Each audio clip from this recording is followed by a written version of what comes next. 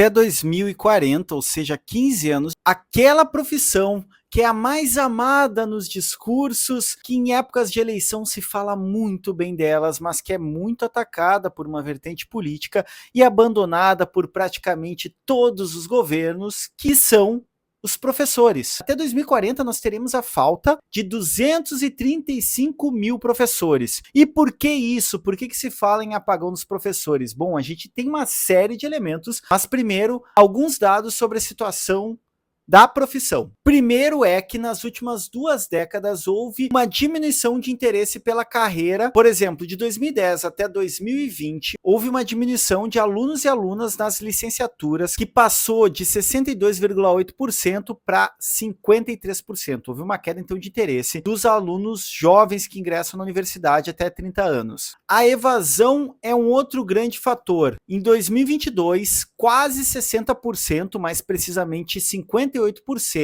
dos alunos de licenciatura evadiram, ou seja, largaram o curso, não quiseram continuar ou não puderam continuar. Há, como reflexo disso, um envelhecimento dos docentes. Entre 2009 e 2022, houve um aumento de 109% dos professores com mais de 50 anos. Isso não é um problema por si só, mas é um sintoma do abandono da carreira e de não ser um horizonte para os mais jovens. Aí a gente começa a entrar em alguns problemas que são diagnósticos de por que nós teremos o apagão de professores. Primeiro, nós temos mais de 80% dos professores trabalhando na educação pública. E na educação pública nós temos problemas de estrutura, de falta de condições de dar aula, um número elevado de alunos por sala de aula. Via de regra, são mais de 30 alunos por turma. Isso torna praticamente insustentável manter uma aula com alguma coesão, com algum foco, com algum direcionamento mais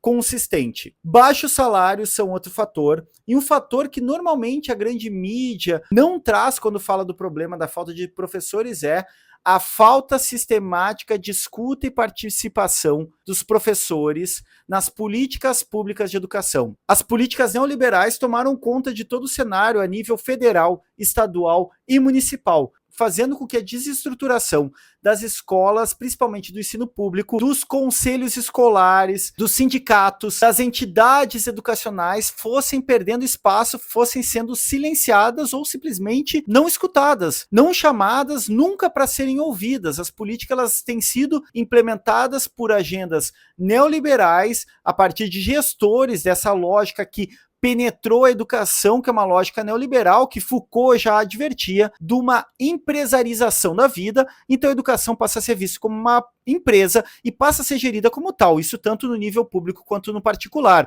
Há escolas onde o diretor já não é mais chamado de diretor e sim de CEO, ou seja, aprofundamento das técnicas capitalistas neoliberais. Os professores não são ouvidos e não são respeitados, não têm participação ativa e democrática na construção de currículo, na construção de políticas públicas. Há também um corte de gênero muito relevante que faz com que a educação seja tão menosprezada, não no discurso, que ela é sempre muito valorizada, mas menosprezada no mundo concreto, material, nas políticas públicas. A educação é um campo marcadamente feminino, principalmente quando a gente pensa na educação infantil e na educação básica. Na educação infantil chega a ser mais de 90% de professoras e na educação fundamental mais de 80%. E quando se chega ao ensino superior, há quase uma equiparação de 50% a 50%, mas ainda há predominância feminina. O marcador de gênero é bastante importante. Outro problema que se soma a isso é a má preparação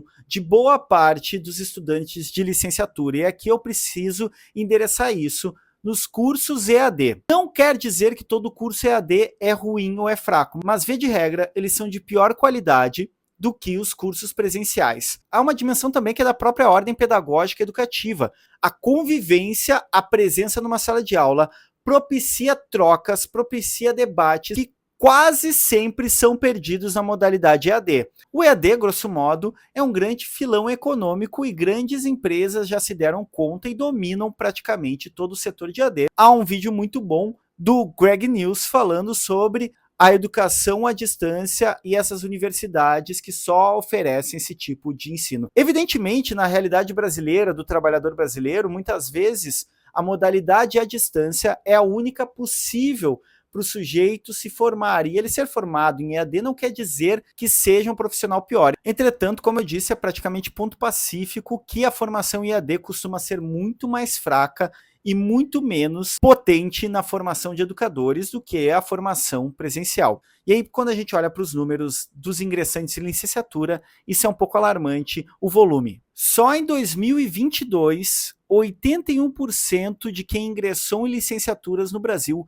escolheu a modalidade EAD. Quando a gente olha para as instituições privadas, esse número passa de 93% dos alunos fazendo a modalidade à distância. No curso de pedagogia, que concentra 53,6% das matrículas em licenciaturas, a tendência é a mesma, 81% dos ingressantes fazem na modalidade à distância. O governo federal lançou um programa que visa melhorar as condições. São iniciativas muito boas, mas que obviamente não dão conta de outros problemas que eu já comentei anteriormente. Um dos programas é o Mais Professores, que dá uma bolsa mensal de R$ 1.050 para alunos com bom desempenho no Enem, para áreas que têm licenciatura. Outro programa muito importante é o Bolsa Mais Professores. Se direciona principalmente a cidades que têm déficit de professores, que têm falta de professores. É uma bolsa mensal de R$ 2.100, além do salário dos professores, e ingresso numa pós-graduação lato sensu em docência. Ou seja, uma bolsa mensal de R$ 2.100 mais a formação numa pós-graduação. São iniciativas muito importantes, mas que não resolvem os problemas estruturais dos baixos salários, que não resolve o problema do abandono da escola pública e que não resolve o problema da neoliberalização da educação, da falta de voz ativa dos professores em políticas públicas. Soma-se a isso a ofensiva que a extrema-direita, no caso brasileiro, o bolsonarismo, faz sobre os professores, um olhar sempre de suspeita e de acusação, como se nós, professores, ficássemos formando ideologicamente os alunos. Lembrando que não existe pessoa sem ideologia, no sentido que ideologias são ideias e valores que norteiam a minha perspectiva de mundo. Então, além de todo o problema estrutural, além da romantização discursiva e do abandono real concreto da educação, há um ataque massivo há alguns anos muito forte da extrema-direita. Por isso, o Brasil, em 2040, pode enfrentar um apagão de professores. E a pergunta que eu deixo no final é: será que esse não é um interesse mesmo das políticas neoliberais? O abandono da educação para transformar talvez a educação numa espécie de Uber, ou seja, profissionais de outras áreas deslocados, com empregos piores, com contratos temporários, sem serem concursados, o que diminui o vínculo, os governos poderem propiciar uma educação de baixa qualidade, se apoiando na falta de professores, na falta de estrutura que as próprias políticas neoliberais produziram. Será que não há interesse? Lembro, por fim, a frase de Darcy Ribeiro: a crise da educação no Brasil não é crise, é projeto. Vamos arriba!